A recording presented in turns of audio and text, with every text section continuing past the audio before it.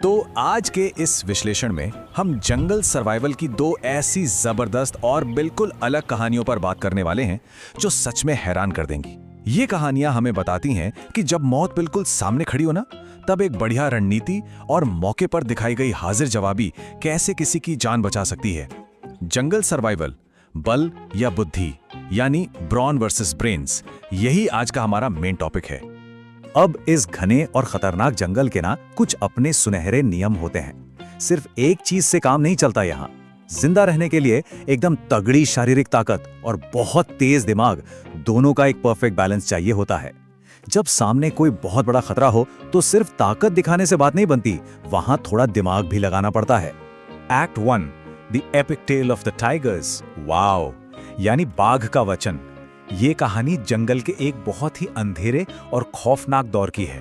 उस वक्त जंगल में 3 सफेद शेरों का खौफनाक राज हुआ करता था, सिम्बा, थॉर और वीरू। ये तीनों इतने जालिम थे, मतलब इतने निर्दयी, कि जब मन चाहा किसी भी जानवर को अपना शिकार बना लिया। पूरे जंगल में एक अलग ही लेवल की दहशत थी। और ये सब ऐसे ही चलता रहा जब तक कि उस जंगल में एक निडर बाघ की एंट्री नहीं हुई। अब वो नया बाघ ये बात बहुत अच्छे से जानता था कि इन तीनों शेरों से सीधे और अकेले भिड़ना बिल्कुल मौत को दावत देने वाली बात है। इसलिए एक बहुत बड़ा रिस्क लेते हुए जंगल के एक हाथी और एक लोमड़ी ने उस बाघ के साथ एक बेहद खतरनाक पर जरूरी गठबंधन बनाया। ये तय हो चुका था कि इन तानाशाहों के राज को अब खत्म करना ही होगा। तो सीधा अटैक करने के बजाय बाघ ने बहुत ही आराम से, शांति के साथ एक मास्टर प्लान बनाया। टाइमलाइन देखिए। पहले दिन गठबंधन बना, दूसरे दिन बहुत ही चालाकी से वीरू के खाने में जहर मिला दिया गया, तीसरे दिन झूठे सबूत प्लांट किए गए और चौथे दिन तक आते आते बचे हुए भाइयों का भी पत्ता साफ। स्ट्रैटेजी एकदम क्लियर थी। इन्हें एक साथ नहीं बल्कि एक एक करके खत्म करना है। सच में ये साइकोलॉजिकल गेम बहुत ही डीप था। बाघ ने लोमड़ी और एक हिरन का इस्तेमाल करके एक ऐसी झूठी कहानी फैलाई कि बस पूछिए मत। उन्होंने थॉर के सामने ऐसी बातें गढ़ी जिससे उसे पूरा विश्वास हो गया कि उसके अपने बड़े भाई सिम्बा ने ही वीरू की जान ली है। और इसे गलत जानकारी ने थॉर को पूरी तरह से सिम्बा के खिलाफ खड़ा कर दिया। और इस धोखे का नतीजा बेहद भयानक निकला। गुस्से में पूरी तरह अंधे होकर थॉर और सिम्बा एक दूसरे के ही जानलेवा दुश्मन बन बैठे। जैसे ही थॉर ने सिम्बा की गुफा में वीरू की खाल देखी, दोनों के बीच एक ऐसी खतरनाक लड़ाई छिड़ी कि उन्होंने एक दूसरे को ही खत्म कर डाला। मतलब बिना किसी डायरेक्ट फाइट के बाघ का मास्टर प्लान पूरी तरह से सक्सेसफुल हो गया। लेकिन अब आता है कहानी का सबसे बड़ा ट्विस्ट। वो बाघ कोई आम जानवर नहीं था, बल्कि उसी जंगल के पुराने राजा और रानी का बेटा था। बचपन में ही उन जालिम शेरों ने धोखे से उसके माता पिता को मार दिया था।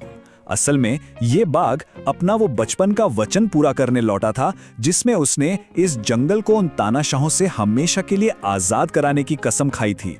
ऐसी जबरदस्त एपिक स्ट्रैटेजी देखने के बाद एक सवाल तो दिमाग में जरूर आता है, क्या जंगल में जिंदा रहने के लिए सिर्फ ताकत चाहिए? क्या लंबी प्लानिंग और मस्कुलर पावर ही किसी शिकारी से बचने का इकलौता तरीका है? चलिए आगे इसका जवाब ढूंढते हैं। Act 2, comic relief and quick wits. अब इस विश्लेषण को थोड़ा हल्के फुल्के अंदाज में देखते हैं कि कैसे एकदम मौके पर लगाया गया दिमाग भी किसी की जान बचा सकता है। जरा सोचिए, एक बिल्कुल छोटा और निडर जानवर एक भूखे खूंखार शेर के सामने पूरी तरह से फंसा हुआ है। भागने का कोई रास्ता नहीं बचा। उस विशाल शेर से शारीरिक तौर पर लड़ने की तो कोई उम्मीद ही नहीं है। मौत एकदम सामने खड़ी है। ऐसे में कोई क्या ही कर लेगा। तभी उस छोटे जानवर की नजर पास ही पड़े भैंस के गोबर पे पड़ती है और दिमाग की बत्ती जल जाती है। तरकीब कुछ इस तरह थी। स्टेप 1, गोबर ढूंढो। स्टेप 2, पूरे कॉन्फिडेंस के साथ उसे शेरनी का स्पेशल केक बताकर हवा बनाओ। स्टेप 3, शेर को बेवकूफ बनाकर वहां से आगे भेजो। और स्टेप 4, बस वहां से रफू चक्कर हो जाओ। यहां सिर्फ गोबर और एकदम हाई लेवल के कॉन्फिडेंस ने पूरा गेम पलट दिया। यहां रिवर्स साइकोलॉजी का क्या कमाल का इस्तेमाल हुआ है। उस छोटे जानवर ने शेर को प्रॉपर वार्निंग दी कि वो उस शेरनी के स्पेशल केक को बिल्कुल हाथ ना लगाए। और हम सब जानते हैं जैसे ही किसी चीज के लिए मना किया जाए, उस भूखे शेर के मन में भी लालच और उत्सुकता अपने पीक पर पहुंच गई। उस चालाक जानवर ने शेर को इस बात के लिए भी मना लिया कि जब तक वो वहां से बहुत दूर न चला जाए, शेर उस केक को ना चखे, ताकि शेरनी को कोई शक ना हो। शेर मूर्ख बनकर बातों में आ गया और उस छोटे जानवर को निकलने का परफेक्ट टाइम मिल गया।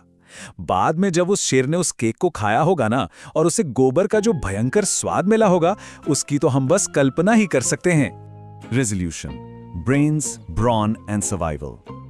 ये दो बिल्कुल ही अलग कहानियां हमें बताती हैं कि जिंदगी के सबसे बड़े खतरों से निपटने के लिए हमें अलग अलग पर उतने ही जरूरी टूल्स चाहिए होते हैं। अगर हम तुलना करें तो एक तरफ वो बाघ है जिसने एक पूरी सेना को हराने के लिए बेहतरीन टीम वर्क, बहुत सारा धैर्य और अपनी तगड़ी ताकत का सहारा लिया, और दूसरी तरफ वो छोटा सा जानवर है जिसने इतने बड़े खतरे को मात देने के लिए सिर्फ अपने धोखे, ह्यूमर और हाजिर जवाबी का इस्तेमाल किया। तरीके दोनों के बिल्कुल अलग थे, लेकिन दोनों ही अपनी जान बचाने में पूरी तरह कामयाब रहे। आज के इस पूरे विश्लेषण का सबसे बड़ा टेकअवे इस एक विचार में छिपा है: शांत दिमाग से कोई ना कोई उपाय जरूर मिलता है।